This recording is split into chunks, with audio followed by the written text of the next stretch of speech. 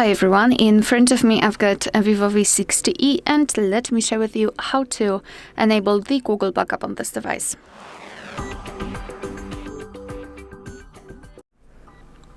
So let's begin with opening the settings, and here we have to scroll all the way down to find system management.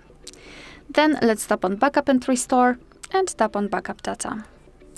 So now we have to tap on turn on and sign in into the Google account. Of course, if you've got your Google account currently added to the device, you will be able to simply choose it from the list. If not, simply tap on next and tap on add account.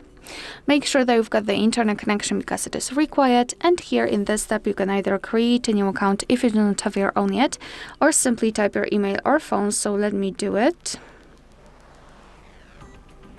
and tap on next.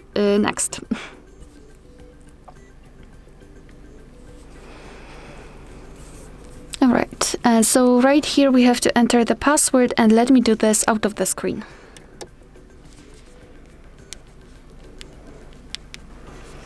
Alright, we've got it, so let's tap on next. Here we have to decide who will be using this device, so just mark the option and then tap on next. Google Terms of Service and Privacy Policy, you can tap on them to learn more and tap on I agree after reading.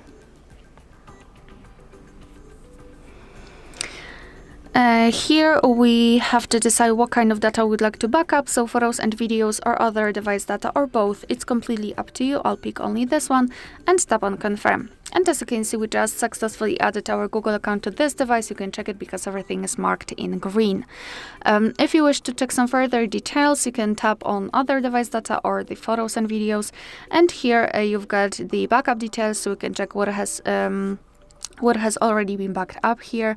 You can also check the storage, so you can remove some unnecessary files and clean it up, and advanced settings, and I highly recommend to keep this option turned off so you can avoid some charges.